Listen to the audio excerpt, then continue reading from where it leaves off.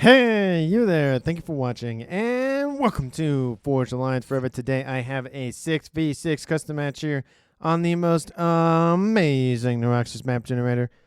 Let's go ahead and introduce our teams and our players, starting off with Team 1 in the north and ending with Team 2 in the south. Starting off with Team 1's northeasternmost player on his own little island, we have Love Me Some Rice going first line as a Cybran. He is a 1700 in orange, the color orange. To his southwest here on the beach, we have the emerald green player of Toasty 4OK going first line as a UEF. He is a 1400. And sharing that beachhead to the northwest here, we have BJ going first line as a UEF as well. He is an 1100 in Stitch Blue. To his southwest here, we have in Ruby Red Chicken Ryba going first line as a UEF. He is a 1700. To his northwest here, we have in Glow in the Dark Green Fertio going first line as a Cybran, a 2000 rated player, the highest rated player in Team 1 and in the game overall.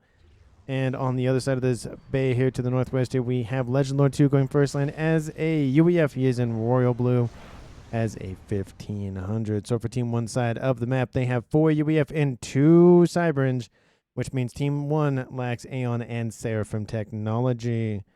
In the southwestern corner of the map here for Team 2, we have in Rust, Gamer9 Triple X going first line as an Aeon. He is a 1600. Again, he is an Aeon in Rust. To his northeast is the best faction and color combination in all of Supreme Commanderdom, in my opinion. It is Zoom going first line as a UEF in Forest Green as a 1500. In Light Oak Town to his southeast, we have Babel going first line as an Aeon. He is going first line, second air, and a 1400. In Regal Purple here to the northeast, we have Anytime going first line as a Cybran. He is a 1500.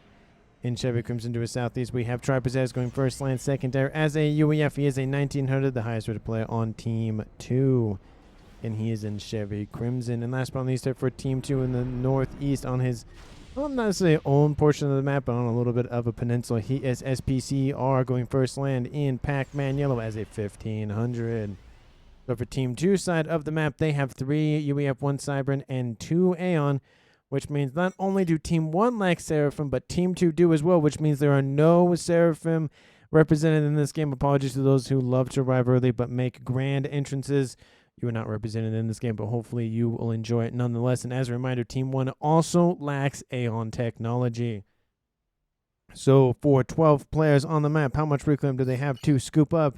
They have almost 24,000 reclaim, which means they have a little bit shy of 2,000 mass per player. And it is everywhere. A lot of it does kind of congregate in the middle of the map.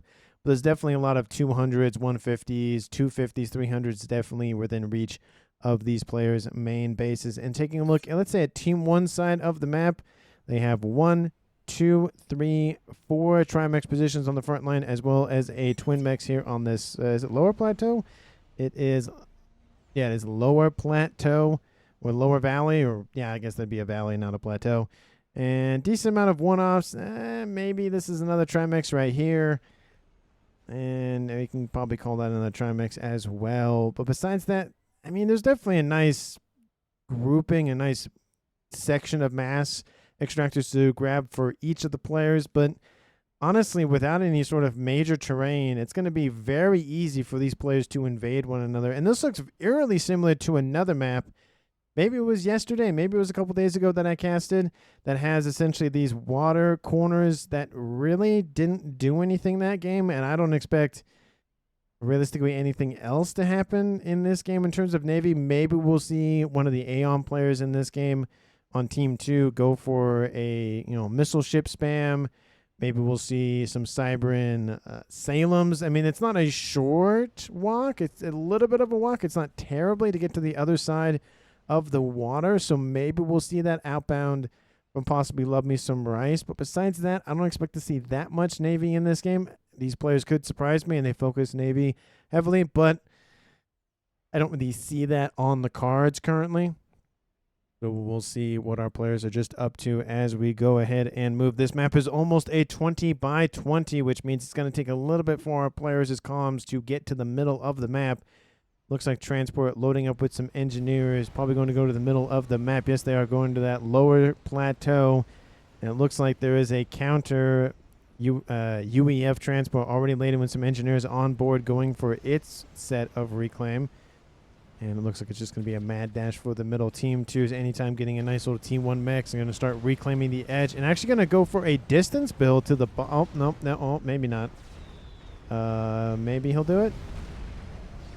He has to reclaim a little bit, and they'll have enough room for it. Looks like he's going to shift it over there. Yeah, some of the rocks are getting in his way, so he can't build it on top of him and doesn't just get rid of everything. It looks like another transport outbound from Babel coming in to assist. Looks like there's actually a nice little... what is it? It's a very small ghetto gunship online here for him. I'm trying to remember what those units are called. Not hunters. Oh, what are they called? The hunters are the one from the Cybran faction. But I can't remember what they're one for the Aeon. Anyways, just a nice little pseudo ghetto gunship online here. There is a couple of mech marines running around this middle valley area. Bomber over top as well here for Team 1's BJ coming in to assist. And again, removing Team 2's presence as fast as possible. Again, unfortunately, because it's a lower plateau, it's not great because Team 2 can easily just build a bunch of PD, either Team 1 or T2, even artillery, and just completely annihilate everything that's down here. So it's not great in terms of defensive measures here for Team 1 to fully just have under their control. It's more about denying the couple of mexes and the reclaim that's in this valley area. Besides that, I don't really see any strategic value out of it. It's average 20 by 20. Yeah, I mean, again, it's a little bit shorter than that, but it is definitely a big map. And again, with not a lot of other mountains or valleys or hills, or I mean, there's probably a little bit of a variation with the there's a little bit of the map, but realistically, it's pretty flat considering. But it seems even bigger just due to the fact there really isn't anything geographically going on with the map besides just the middle valley area. Looks like our players are expanding to the middle of the map. Looks like it's going to be a 2v1 on the eastern side here between Love Me Some Rice, Tolstoy 4OK, and SPCR. In the west, looks like we're going to have the first com-on-com action here between Team 2's Zoom and Team 1's Legend Lore 2. They are both UEF, so no faction advantage in terms of hit points. Those comms are just going to walk by one another. First shot landed by Legend Lore 2. It's just going to be a little bit of a skirmish for the time being. Nothing's really going to happen unless these comms just continue to essentially just sit by one another. Looks like there's Babel and Anytime posting up on the southern portion of that plateau. Or it's not plateau, that valley. Team 1's Fertio and Chicken splitting the valley. So one going on the west, one going on the east.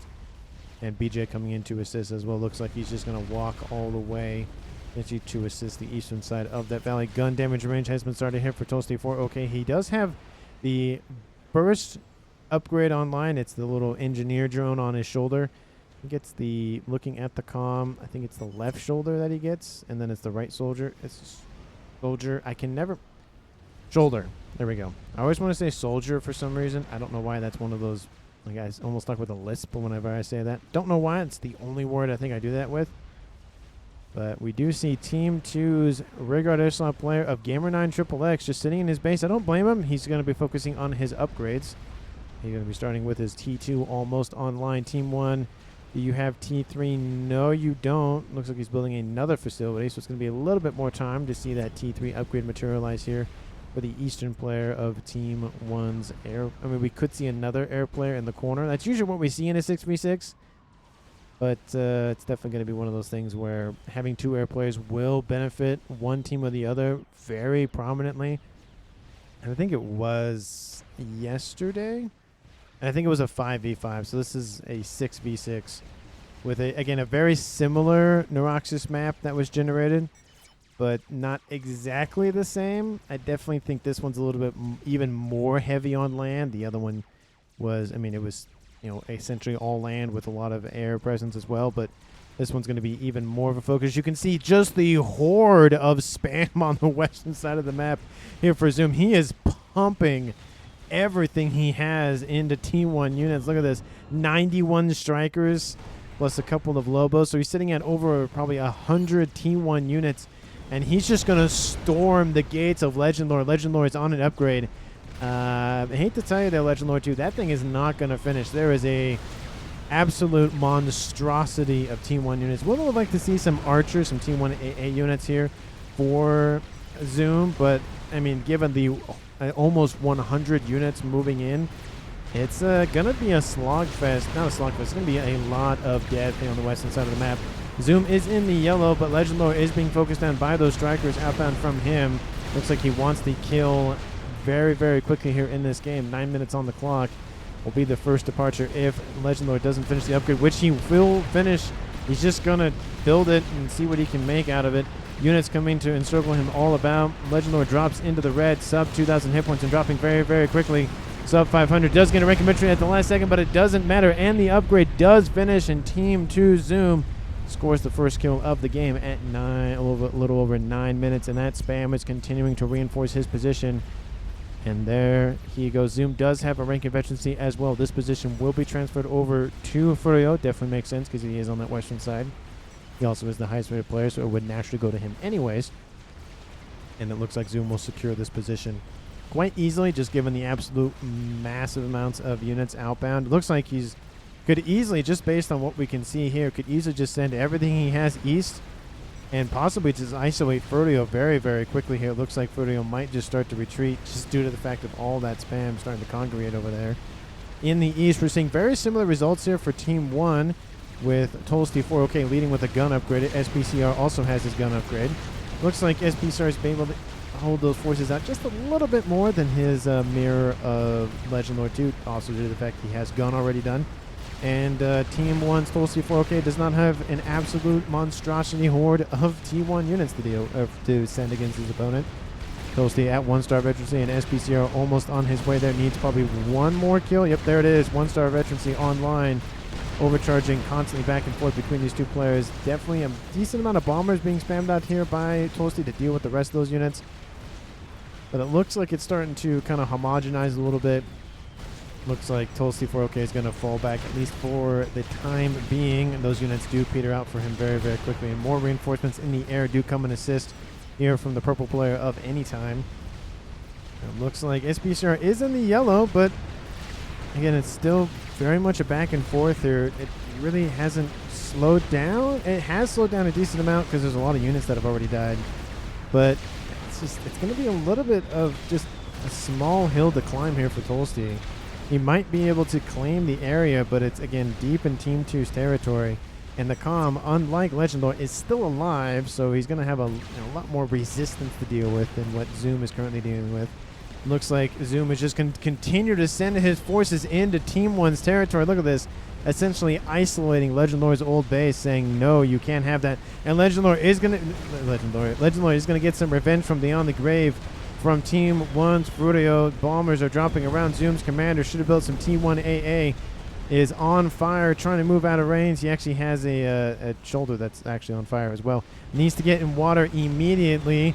There's some Scorchers running around. He's trying to dodge the best he can. Oh, dropping below 200 hit points. He needs some interceptors immediately, but he isn't going to get any relief. And there he goes. He succumbs to the fire, and he will be killed off for it. He pushed a little bit too far forward. He stretched forward too much.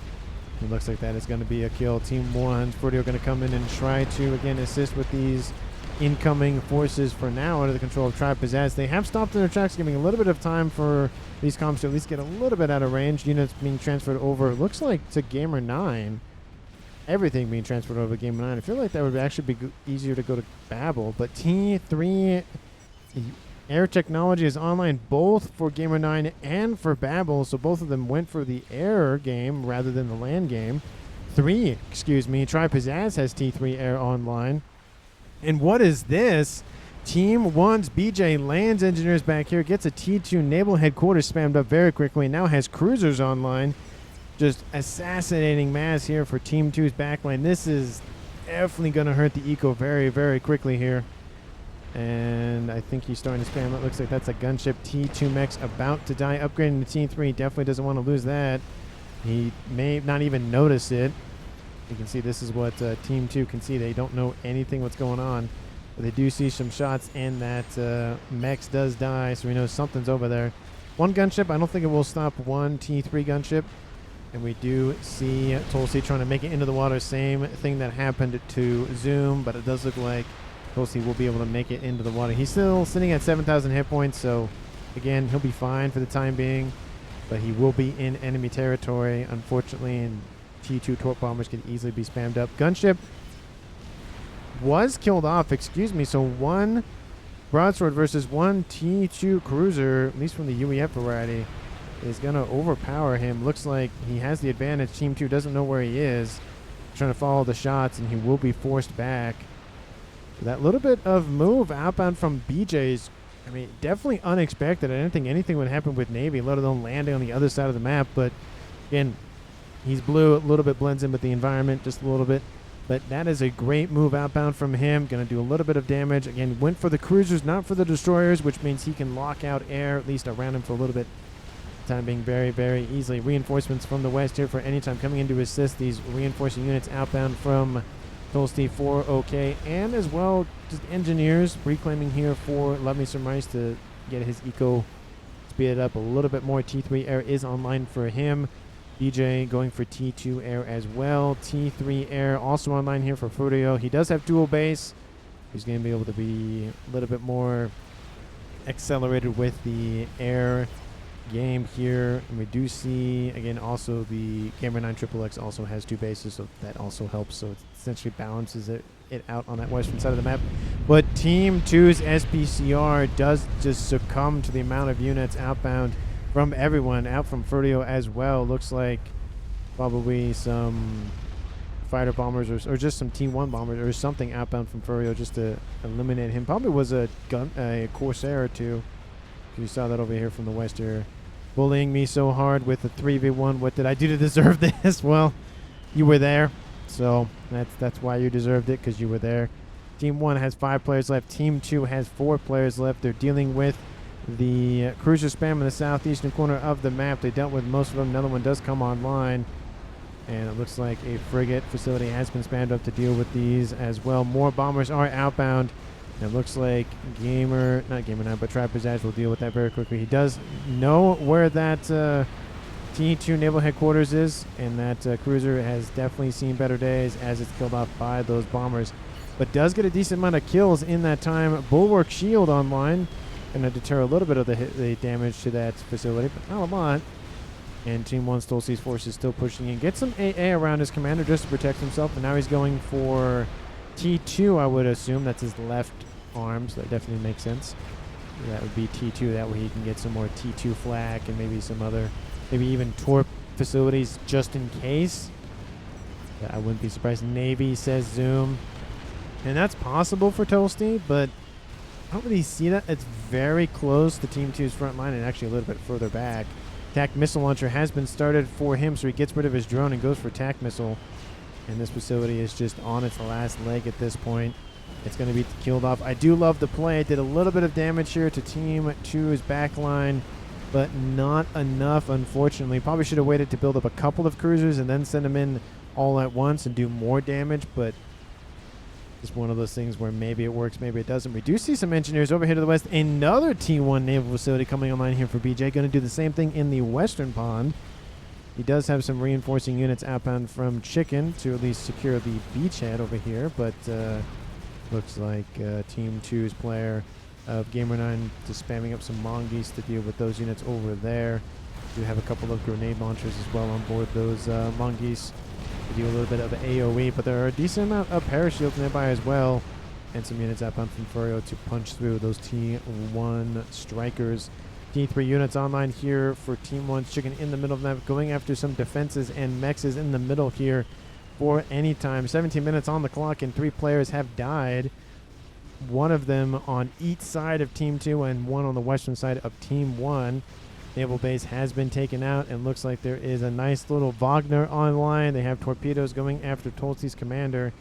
Probably, actually, no, they're targeting the AA first. Tulsi going to go for Navy. Look at that. He will invest in Navy, at least try to.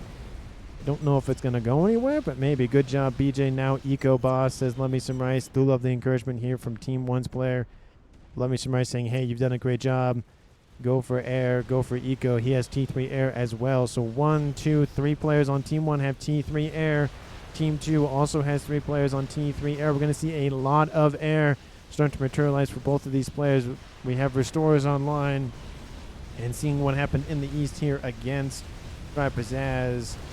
Gamer 9 is going to have none of it, absolutely none of it, and going to start deal with those engineers, then go after the frigate, and then go, oh, come on, this BJ. I'm like, well, again, fool me once, shame on you, fool me twice, shame on me kind of thing. Might want flak here, says Legend Lord, just because he sees the cruisers back here. Looks like engineers dropping off. Nope, they're just going to sit on that transport. Maybe he'll build a naval facility in each of the ponds. He's done 2 so far. Might as well make it all 4 of them at this point. We do see Tolstoy is knocked out of the water due to these units running around the airspace above him, and the Wagner's in the water. That's definitely a concerning amount of them. So Tolstoy needs to get out of there, which he has. And Bomber's going to bomb a Torp bomber? No. Oh, that would have been perfect for a squadron of T1 bombers to take out a T2. That's just sitting on the ground there.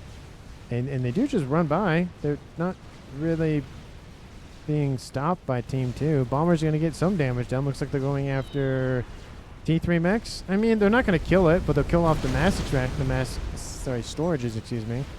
So Team 2 will lose 9 mass a second, which is annoying. I mean, it's mass storages. It's not the biggest thing on the in the game, but, you know, it still makes a difference. Makes a difference in eco. That little bit of eco could make the difference, but I highly doubt it.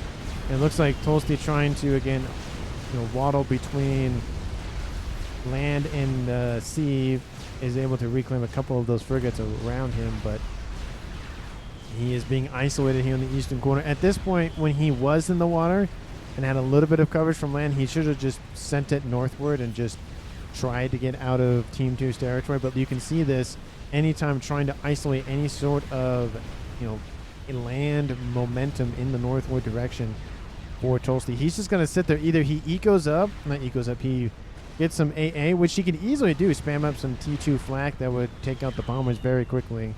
But then those Wagners would come back in the water and kill those facilities. So is it worth it? Maybe, but it's either that or he dies there. So he is launching some missiles, though. And there is a Team D online, so that won't really do a whole lot, unfortunately, here against Pizzazz. But at least he can try.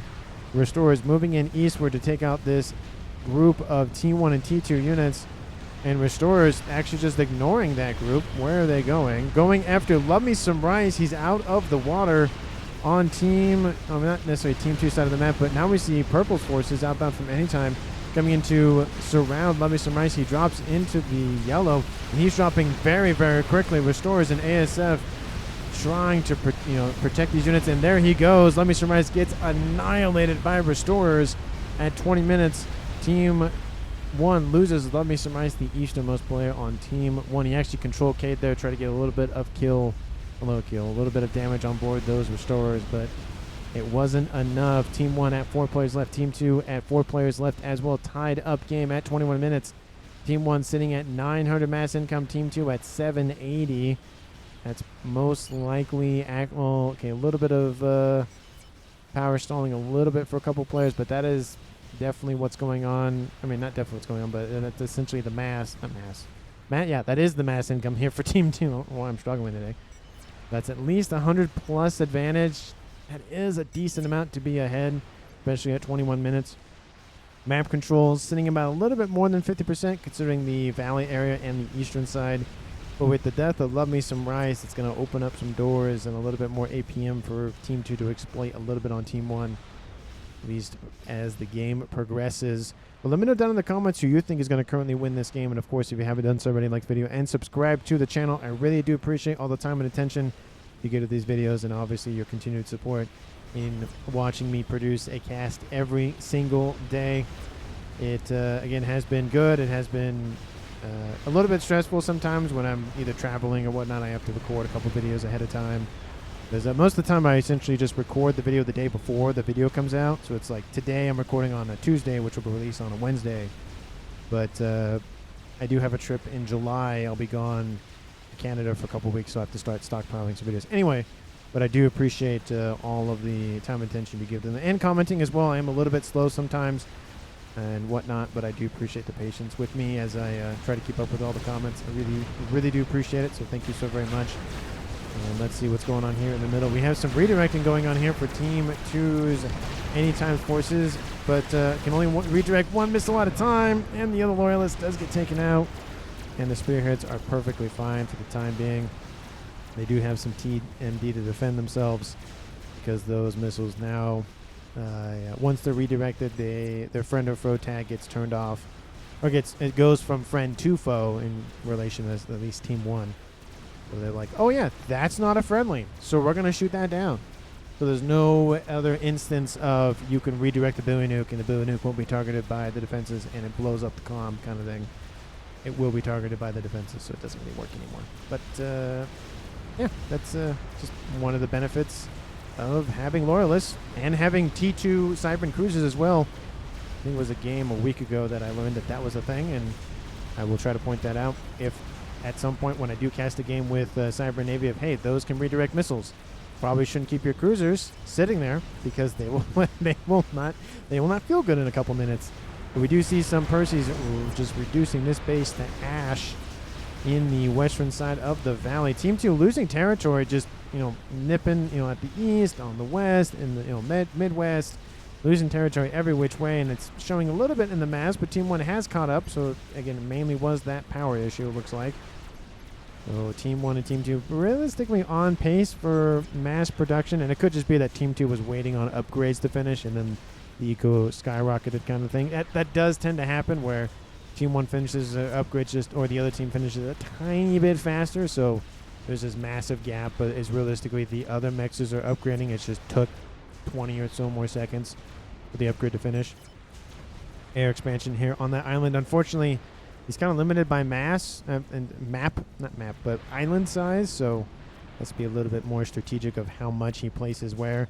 Over here to the east, Babel has all the territory he wants, so expand however he wants in the east. And air grid also being established by Tri-Pizzazz, and is now going for satellites as well, going for stealth field generator. I do love this because we saw in that game, I think it was yesterday, where one player built 6 stealth field generators and prevented, spoiler alert, the construction of a Salvation from being spotted.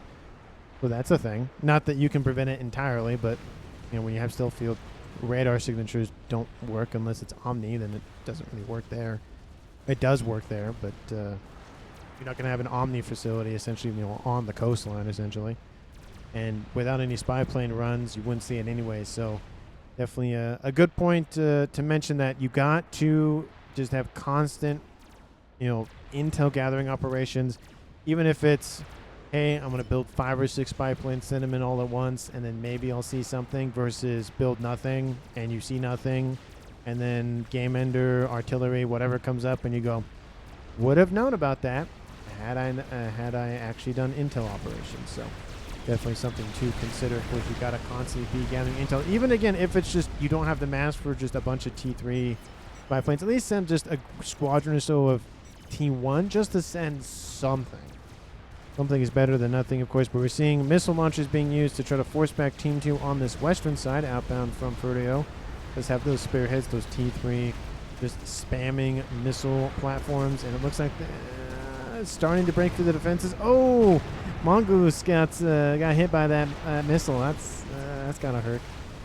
And we do see a little bit of an attack on the edge. We saw this a little bit a minute ago, but not going to get by those Perseus, unfortunately. More PD are being built and Mechs is being built as well. So this position is going to be locked down very effectively by Team 1's red player of Chicken. And we do see a Continental with some units on board. Will they land? Oh, the shield is down, and all of those Titans land. They're going to get tons of value out of this. But there are a couple of Perseus down south, so they need to move out of the way. Immediately pings go down and say, hey, you got to move. You got to move.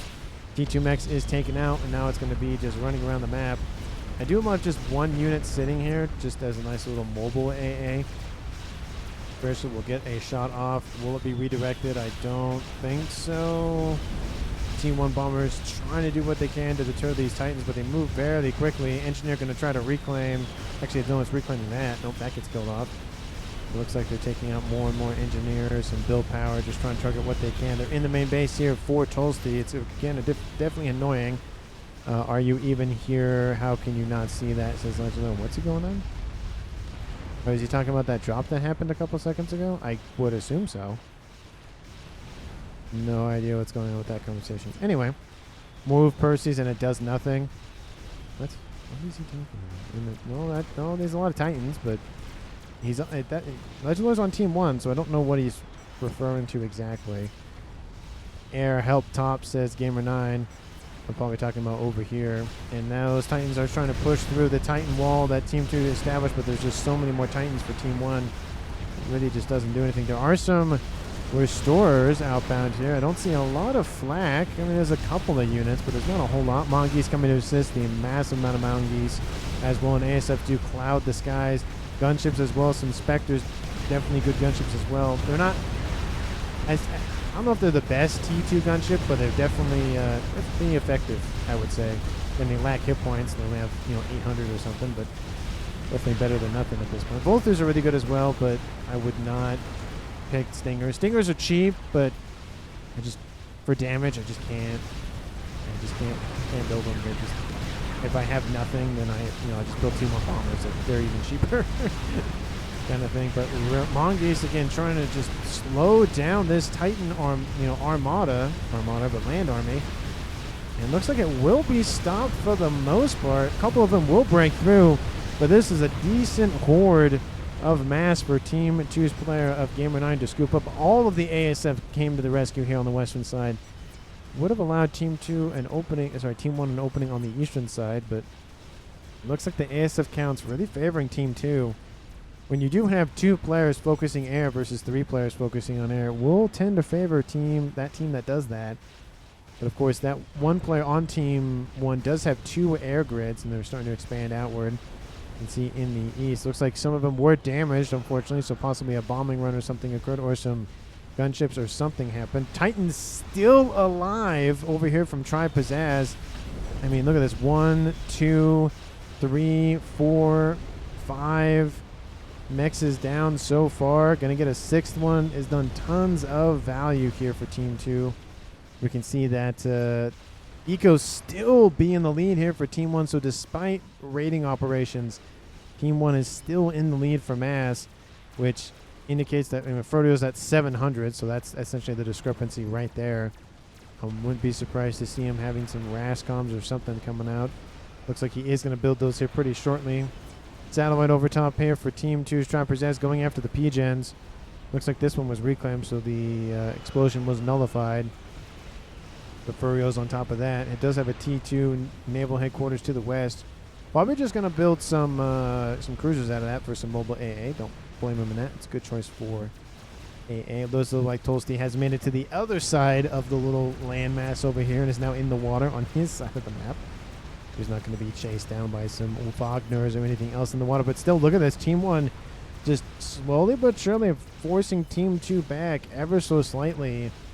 And this is the side for Team 1 to push. Team 2 needs to push, therefore, on this side. Either they send everything they have to the east, and that's where most of the fighting is going to occur, or they try to do the same thing, but on the western side.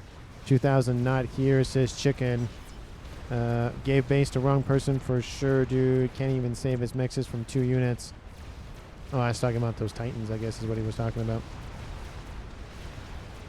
And, I mean, the game's kind of at not necessarily a standstill, but the eastern side again is slowly collapsing. We see Titans and Percy's running around here for Tri Pizzazz on land, as well as a horde of bricks just roaming around the map, constantly dealing with, and mostly Team 1 spam. It does look like more T2 and T3 units starting to replace those old T1s, but and they're a little bit behind. Team 2 is getting a decent amount of time to build up more and more units. It's not going to be necessarily defenses. It's just going to be units at this point. There's not really a lot of time to build just hordes of PD.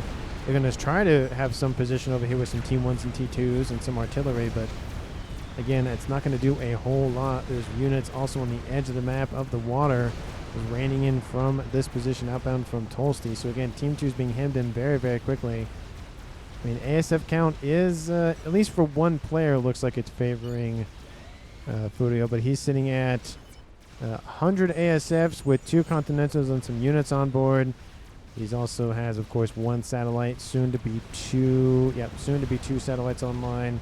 Versus Frudio, the other main air player, sitting at 100. So it's 100 to 100 essentially in the air. But of course, Gamer9 has his own ASF sitting at 42 and 1 restorer, and Babel sitting at 36. So Team 2 about 200 ASFs. The Team 1's 100. There are some ASF. I should count BJ's as well. BJ's sitting at 43. So it's about 150 to 200 essentially. Maybe not even 200, but barely enough. But still, this T1 main arm is just mainly T1 army. There we go. I can English correctly. Just really crushing this eastern side. Team 1 not investing so much into this, which allows them to reclaim a lot what's on the front line. Doesn't cost a lot in terms of investment for units. And Team 2 is just being essentially kicked back very, very much and losing map control, losing mexes, losing mass income because of that. Team 2 needs to invest in something else. It looks like they're having a massive mass FAF farm. That combined with T3 facilities, I don't know if that's a good idea. Probably need some shielding on that front. Definitely with 4 players on Team 1 being UEF, somebody's going to go for satellites. It's just, yep, see. Speaking of which, Chicken is going for satellite. He has a crab online. Looks like he got some cyber engineers from his team at Frudio. I don't see any other efforts for satellites. So 1 player in each team has satellites online, or almost online. It's in the yellow. Team 2, of course, has the 2nd satellite online here. 3rd one coming online almost in the green. Going to be able to outdamage Team 1 3-1. The ASF sitting on the western edge of the map. Team 1's Frudio not really doing anything with that T2 naval headquarters. Maybe he's just using it for engineers. I don't really know. Looks like he's using this base for engineers. I don't know really what he's doing. He's trying to get his map, his build power under control, I think.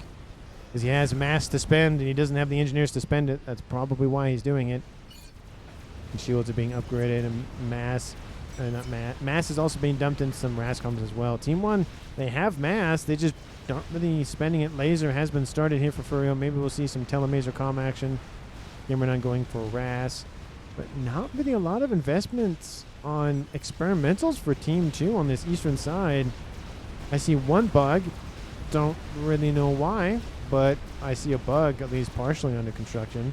In the west, not much. There's 1 Fat Boy online for Team 2 in the west. There is a Colossus under construction on the front line here for both Babel and Gamer9. But again, not really a lot of emphasis on going for experimentals. That really would shake this game up on the eastern side, but a lot of these Team 1 units have been dealt with the spam of bricks and Perseus and a couple of Titans. So that might just be enough. They might not have to invest heavily in the experimentals, but sitting at, again, 1.8 to 1.7, you'd expect to see a lot more experimentals, but I just don't see them right now. Team 1, again, has that crab. They have another actually, that's Team 2's experimental. They have their own crab. There's, of course, that Soul Ripper that's sitting there that I don't know why it's sitting there, but shouldn't be sitting there. It should be reclaimed. ARAS has been started by Babel for more income. But I don't see much of anything else. Teleport has been started by Frudio, so he is going to go Telemaser. Fat Boy has been started as well for Chicken. And nothing really, like, super, not necessarily exciting, but you would think there's more experimentals, but there's just not, which is very surprising. Wall sections being established to force Team 1's units to engage on this western front, or western edge of the map, essentially engaging the Fat Boy directly. Team 2 is trying to do that, again, to mess with the pathfinding of Team 1's units. I had to think for the word for a second. And just more units starting to be spammed up here on the eastern side here for Team 1. But I feel like Team 1 might be investing in other operations. Experimental has been built here for BJ. What has he built? Oh, he's built a monkey in the water. Definitely a good place to put that because Team 2 can't see it. So definitely a good way to do that. Just I don't see any big ticket items. 3 satellites going after the satellite emplacement here for Chicken. Chicken on an upgrade. Looks like that's a gun upgrade? That's what it looks like. It's on those right arms. So that could be. Shields trying to be built by those engineers to protect that PGen. And it's just being denied by the satellites. Will it be reclaimed in time? No, it will not. They'll kill off some of those engineers. More shields are being built. Hey, it might be enough, but I don't know. There's 3 satellites overhead. It's definitely a lot of firepower. Team 1 has their own satellite. Where is it? Could be on Team 2 side of the map by now. Where would it target if it was Team 1? Air grids definitely would be a good target. This mass fab facility would be good to target. I just don't see it, actually. I don't see the satellite anywhere. That is a crab. And yeah, I don't see the weird. I don't see the satellite anywhere. I'm probably blind, looking for a red circle that's not the chicken. Yeah, I don't see it. It's not in the mess of ASFs over here, so I don't really. I mean, it could be going after T3 Mechs. Why? Why? Why? Why? I don't get it. Why? I mean, yeah, nice, you have a Tempest, but Team 1 isn't invading the water. Yeah, you can just park it on the edge and just fire a bunch of shots, but it's very limited range on that thing. ASF fight in the west here. Those ASFs have essentially just started landing operations, but they're not engaging. Team 1 getting a great advantage on Team 2's Gamer9's ASF. Oh, that's tons of damage here for Team 1. Corsair's over the top, going to kill off that Fat Boy, at least attempt to. That was the main goal. Fat Boy will be fine. He's in the midpoint of his shield. Gunship's also outbound from BJ. That's not going to help. The Titans were just sitting here. They're going to be sent forward. Team 1 does not have defenses on the western side besides said Corsairs and Gunships. And those Titans are going to move in as fast as they can, going for Legendlord's old base. It's going to take them a while to get there. ASFs from Team 2 as Tri Pizzazz come in and wipe out the Gunships. Gunships get a couple of kills on the Titans, but that is it. And it looks like BJ's ASF are moving in. Looks like it's going to be the second primary air fight here for Team 1 and Team 2. And it's just going to heavily favor Team 2's Tri Pizzazz. Look at that, just ripping apart all of those ASFs, getting great engagements here. Oh, it's just got to hurt. Just the numbers severely favor Team 2, and there was no hope of winning that fight from BJ. Those satellites have moved on to other targets. Still don't know what this... Okay, at this point, I'm just going to look up. Where are you? You are over here. So for some reason I couldn't find it, but he's over here. He's gone after the Mexes here for Gamer9. Gamer9, again, just spanning it out. Air grid a little bit. Not really doing a whole lot. He's lost there. Maybe he's distracted doing something else. He is sending his land army in. Doesn't have any AA, regardless if it's T1, T2, or T3. Multitudes of Titans are inbound. And that's a lot of firepower moving in. And those UEF forces here from Team 1's Frudio are not going to be enough. There's this absolute horde of Titans. It's just probably going to be too much for Team 1 to handle. They're going to do a lot of damage, of course, as time goes on. More of a war of attrition kind of thing. There's just no AA nearby. And even if there were, those units here from Frudio would target the AA immediately. But look at this. Look at them just ripping apart all of those Titans very, very quickly. So many shots fired so very quickly. And just doesn't even matter. Did I see a Mongoose in there? Hey, oh, no. That was a Mongoose. Hey, there was a Mongoose still alive in that mix.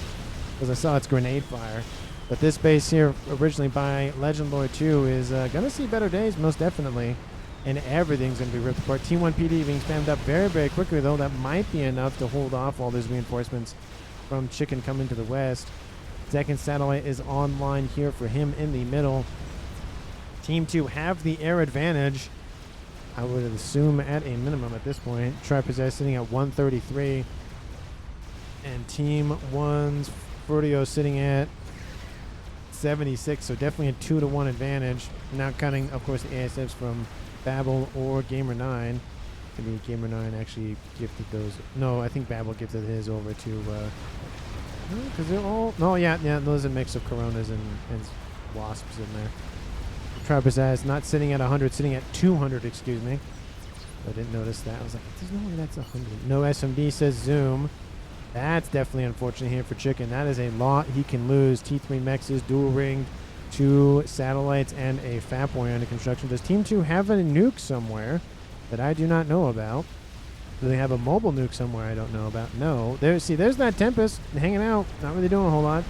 Tri Pizzazz builds another experimental. He's just going to go for satellite spam at this point. He's just like, nah, it's fine. I have air. I'm just going to push forward with that. And on the ground, both him and Anytime shoving their way forward with the assistance of this crab on the eastern side. Tolsty's base is just up in smoke. At least some of it is. His main base is going to fall really quickly. Gunships outbound here from Tri-Pizzazz to try to go after the air grid here for BJ. There are satellites over top, taking out all the T3 mechs. Is mass enough to finish Scathis. Says, wait, hold on. Hold on. Where was that? Hold on. Oh, there it is. Scathis is under construction underneath the stealth field generator. It's been pinged. So I'm assuming... Nope. That is Team 1 pinging. Does... I was going to say, does Team 2 know about this? They probably do. Frodio is teleported in and killed off 11,000 mass in the air grid for Gamer 9. So that's going to hurt. Use sats here, says Legend Lore. That's so cheap, Frodio, says the Gamer 9. Like, well, I mean, he's a Cybran. What do you expect? And his laser isn't even activated. Looks like he's teleporting out of there. There isn't enough units nearby to respond to this, so he will be fine. Where he's teleporting just back to base, it looks like. Because I was going to say he disappeared, but that's why he disappeared. Monkey on the western side here went all the way left or west and all the way south. Don't really know what happened with that. Lots of reclaim here for Team 1, as mentioned, probably by, I think it was Legend Lord to scoop up, finish off that Scathis. Team 2 needs to find out about that, or that's not going to be a fun experience here for Team 2, but they are winning tons of territory on the eastern side of the map with the air. I mean, it could be very impressive here. Team 2 could easily just go for a bunch of strap bombers or something and wipe everything out, but it's not just. He's coming for Scathis, says Legend Lord. They don't even know about this. Oh, wait, do they? Yup, they know about Scathis. Never mind. It looks like shield operations have been started. That Scathis has seen better days. You can see the orange bar in it. Oh, those... BJ is Frodio was reclaiming engineers from BJ. Very interestingly. At least I think that's what was happening. No, I think that but Chicken Beak. Scathis again is not at 14%. That's how many hit points he has. It's close. It looks like it's probably 80%, 75%.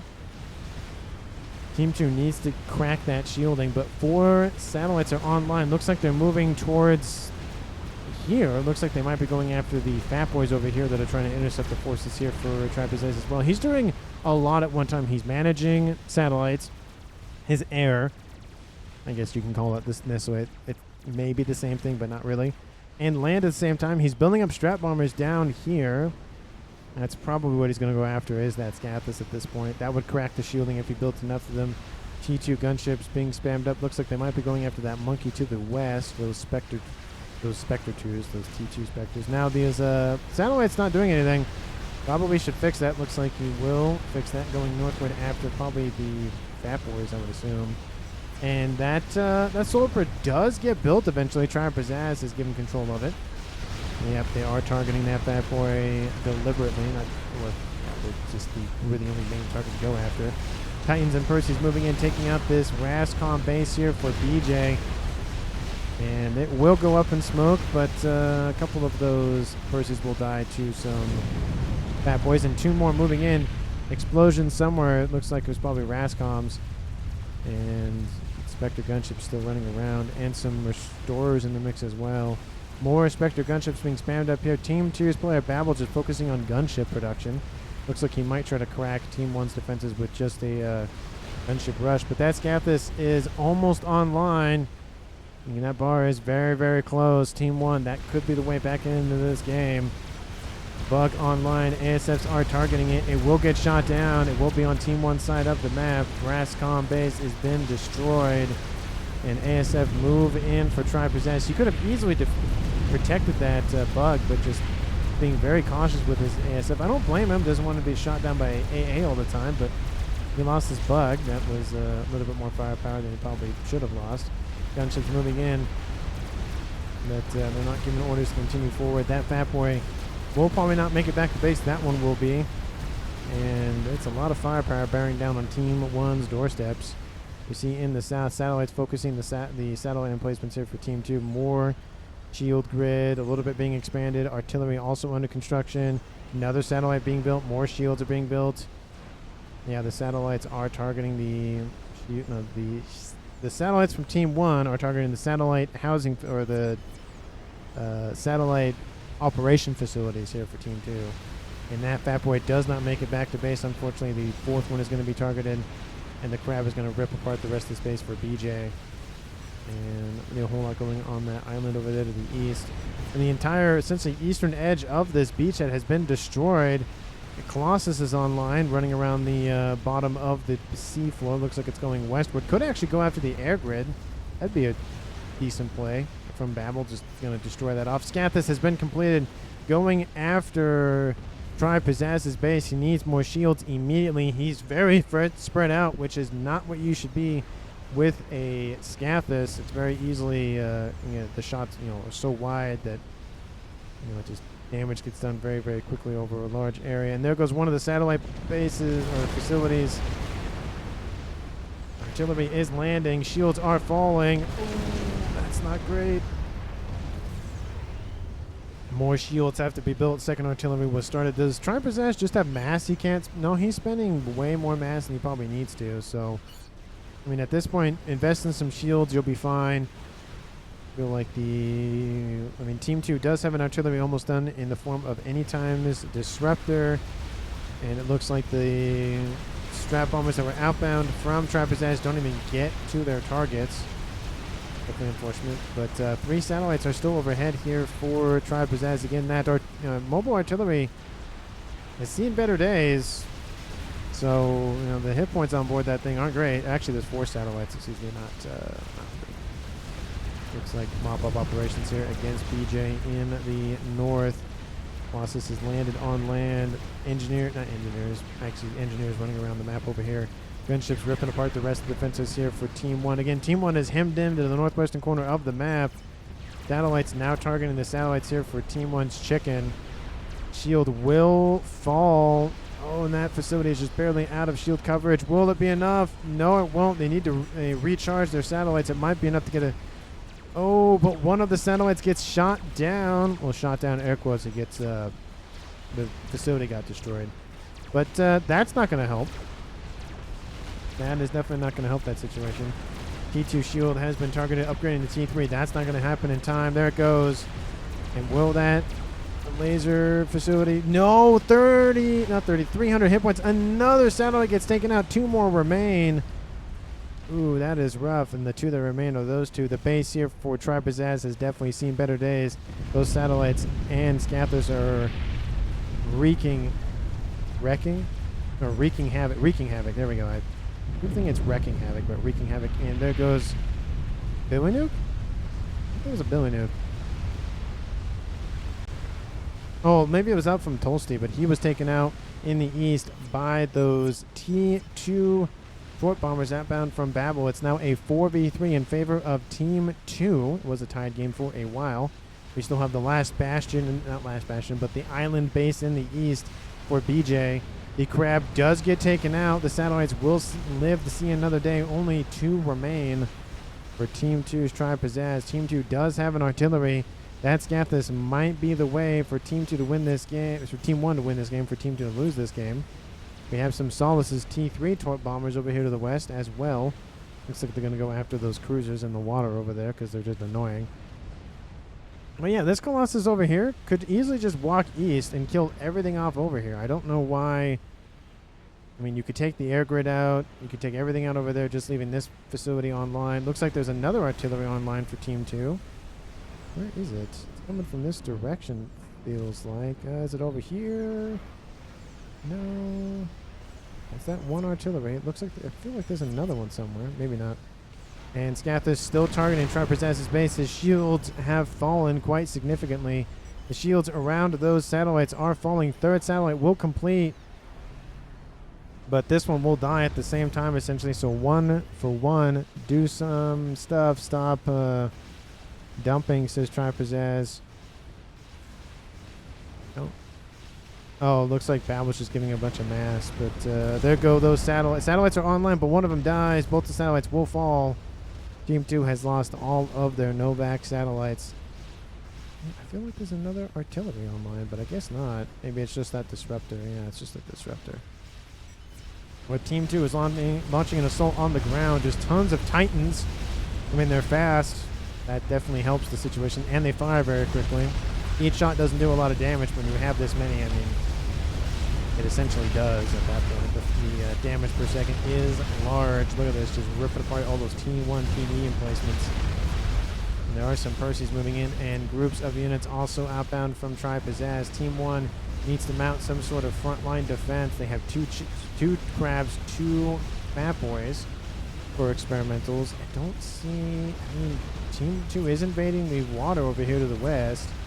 They might try some play of going all the way around, which is looks like what they're doing, but Team 1 is going to notice that, you would assume. Yeah, they can see all that, so I don't really know what they're planning to do with that.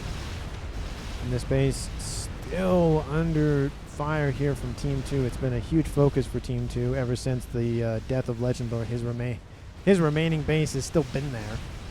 But, I don't really think Team 2, this is the way to, get at Team 1. Team 1 might just be saved by Fruitio's scout this, unless Team 2 can just blitz it down very quickly. I only see one Novak satellite online. Did one of them die? No? Oh, one of them did die, it looks like. So Team 1 loses a Novak, but they still have one online, though. Looks like a monkey has popped out of the water for a brief second and gone. Probably shouldn't have done that. And he's decided against it. Again, I don't understand why. Just send the Colossus in. You had a Colossus, could have easily killed that base off, and that would have been it. ASFs have landed for the time being. Looks like they're trying to nip at those gunships. And ASFs are going to engage the ones from BJ. BJ trying to lure the ASFs into an air trap, but again, even if he does, Team 2 has the advantage in numbers. And Torp Bombers going after that Monkey Lord. Most of them will die, but at least they're taking out the Monkey Lord in the water. Cybran Shield folding quickly, says Legendlord. I mean, yeah, second Scathis has been started for Fruitio. That's, again, he's just going to continue to build out that artillery grid. Assist, says Zoom. Oh, assist taking out the artillery. Second artillery almost online here for the purple player of any time. In the southeast, Babel, don't really know what he's doing. Gamer 9 trying to rebuild what he can. Again, just producing a bunch of land units. I don't see any... He has his own satellite network started. So he's trying to contribute in that regard. Anytime is out of shield coverage. Probably going to go into the water just in case. Yep, that's where he's going. Another artillery installation has been started here for Team 2's Tri-Pizzazz. And this one is the primary target. Artillery... Oh, it's gonna fall. The shields are down. More of them are trying to be built, but there's just not enough engineers to really counter the amount of firepower raining down on them. Oh, there is a Rascom, but that shield emplacement gets taken out. Artillery now still focusing on that Scathis, I would assume. Second Scathis almost in the green. We see those Percys trying to make landfall, but Team 1's known about that for a while. They need mobile AA is really what they need. They need Hovertech T2 AA, which the Aeon unit, the Aeon faction has. And so, Novak satellite moving to that side of the map. Torp launcher is going to be established as well to defend Fruitio's commander, as well as the approach from the west. Make Artie, not this. Make Game Ender, says Tri-Pizzazz. Yeah, I'm kind of surprised that Team 2 not trying to build their own Game Ender at this point. They could have built the Mavor. They could have built anything except for a YOLO. You could just Control K this and then funnel the mass into something else. Target here, says Chicken. I mean, the air grid's been sitting there. It hasn't really been used. I don't know what Babel's really doing. I don't know if he's AFK or something. But not really doing a whole lot. He is, I guess he's just having units just run around the map, essentially. Comm says, Gamer 9, yeah, that is where the comm is, but unfortunately it's not going to do anything with Percys that don't have torpedo-capable weapon systems on board. You need bricks for that. You have bricks. Team 2 has brick-capable units. I mean, they have Cybrans, but they're not really employing those torpedo-capable. But Team 1 still holding strong. I feel like Team 1 has this at this point. I was going to say Team 2 had the game for a while, but again, it's just one of those things where Team 1 was able to build one Game Ender up enough. Scathis is targeting a Colossus. It's going west, and really don't know where it's going. It could go up the middle, but there's 2 crabs sitting here. That's not the avenue of attack. There's so many Torp Bombers online. Setting it in the water is not going to be a good idea. And BJ's trying to stay online, going for a Atlantis on the northern edge of the map. We have a bunch of Exodus-class destroyers online running around, taking out all the AA. like I said, this base could have been annihilated by one Colossus just running around the island. It could have been easily been taken out, but it already been dealt with, moved on to something else. At this point, I'm going to speed it up because the game's kind of just petering out a little bit. Artillery now targeting the air grid here for Babel. Satellites also trying to target him. Looks like they're going to move to something else possibly. Tele-defense says zoom. I mean, yeah. Oh, okay. There's a Mavor coming online here for Team 2. Looks like Gamer 9 wants to end the game. That would do a difference. 0 damage. Scat this says right. I mean, with chicken. No, I mean it's just again, it's not focused damage. It's decent damage, but it's just kind of everywhere. Artillery almost online here for Tri Pizzazz. This artillery emplacement was killed off. This one over here to the east is almost done. No tele-defense says zoom. There's some tele-defense in there. There's some PD. There's not a lot, but there's enough. The comm would go in and die. 2 says zoom. Yeah, there is a second one being constructed. And looks like all the structures have been killed. Control K so they can build the Mavor. Mavor is going to take a few minutes. He still has 14,000 I want to say maths, not mass, in his bar to scoop up and use. Gamer 9 in the water. The air grid is being reduced to smithereens. 2 satellites, says Legend Lore. Yep, there are 2 satellites here. All of the engineers now moving in to probably shield this base. I would not be surprised if Team 2 notices it, Team 1 notices that at some point. They don't know about it, so that's the only thing keeping that Mavor alive. It has crossed 50% completed. In the east, still operations going after that air grid. Artillery from Tri Pizzazz is targeting that position. Second artillery also online.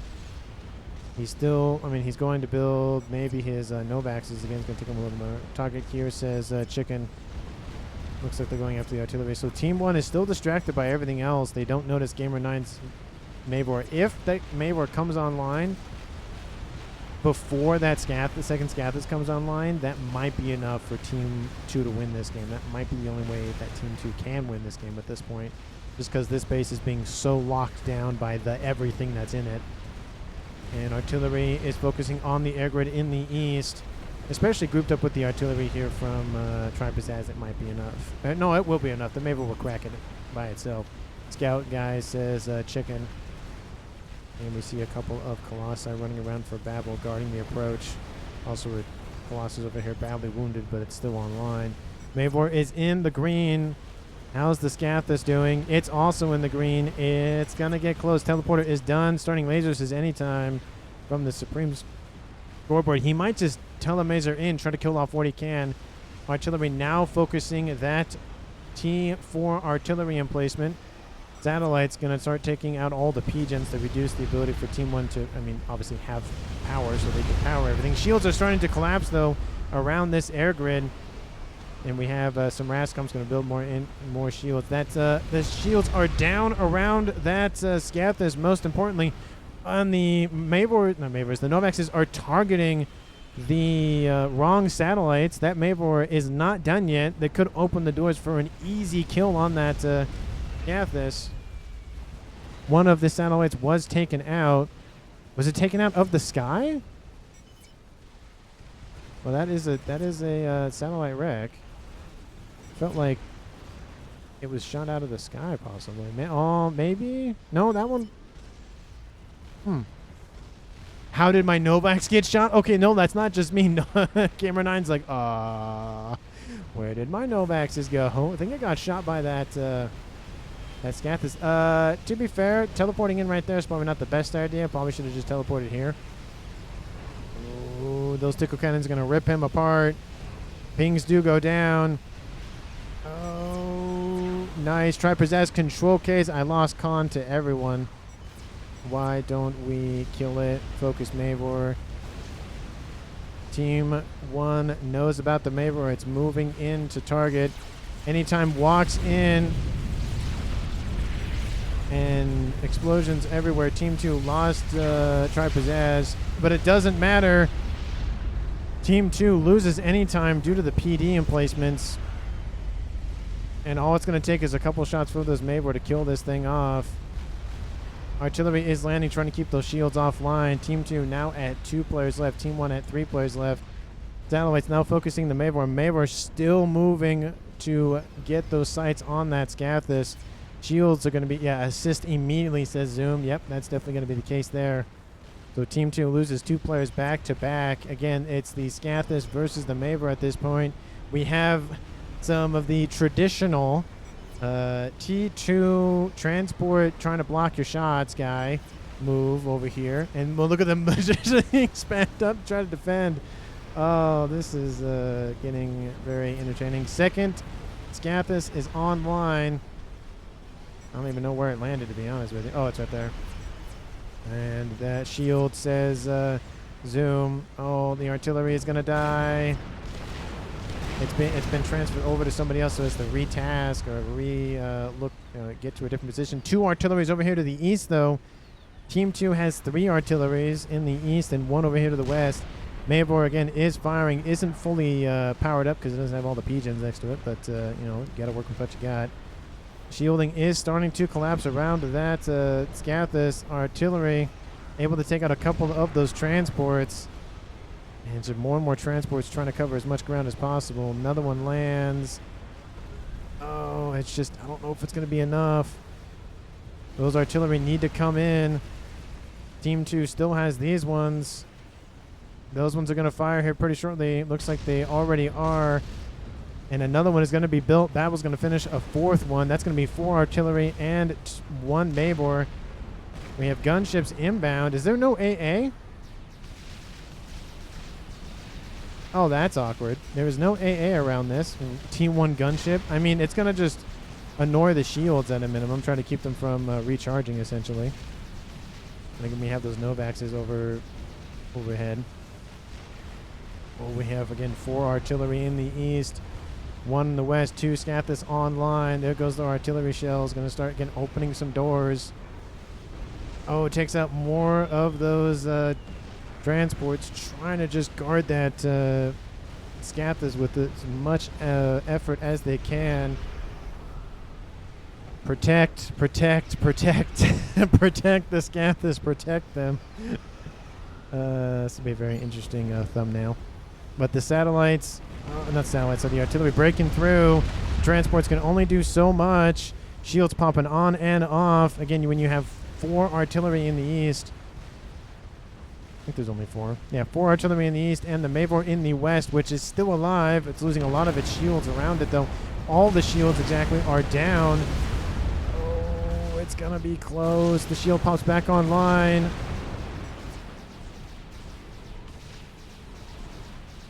Another shield going to pop online. Just trying to stave off death.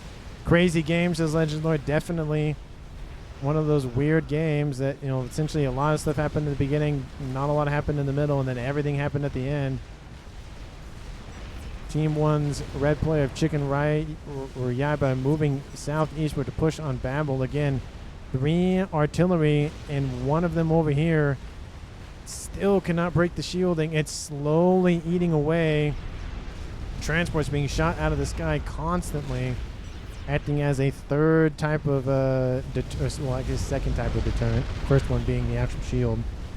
And the Scathis and satellites and jesters that were there do break through the Mavor's shielding, and there go cast, says Chicken. Nah, I mean, I don't know. One person says yes, one person says no. Essentially, I do kind of see both things. Like, yeah, it wasn't that much of an exciting game, but kind of was exciting game. But Team 2 on their last remaining player of Babel, already coming from over here, says Legend Lore. And it just was not enough. It was not enough. I feel like if if Anytime had come in right here, he would have been able to, I think, kill off at least the second Scathis, and then maybe it would have been enough. But he should have at that point just teleported right in and just lasered the shield, or lasered the Scathis immediately. Artillery says Chicken. Yeah, at this point I can speed it up. It's not going to matter. 2 Scathi with that amount of shielding. I mean, it's not enough in my opinion, but it's close enough. I mean, if the shields are able to pop on and off, oh, you can see the shielding starting to collapse, but the shields recharge fast enough, and it keeps turning on and off essentially, and then they get replaced when they get destroyed. You can see them pop on and off constantly, and Team 2's Babel just control K's everything, meaning Team 1 wins the game, was getting 2 FPS. Oof, that's gotta hurt. But MVP of the game, I mean, MVP, I don't want to give it just to Furio because it built 2 Scathai, but I mean, that was really the major move that Team 1 the game. Team 1 was losing ground on both the West and the East, more on the East than the West, but they were still losing ground everywhere. And that had those Scathai not come into play, Team 1 would have lost that game. So I might just give it to Furio for the MVP. Most underrated player of the game, BJ did definitely a good job of like trying to just irritate Team 2. The first attack over here to the southeast definitely was unexpected. Second one over here was denied almost instantaneously, but was doing a very good, I'd say a decent job.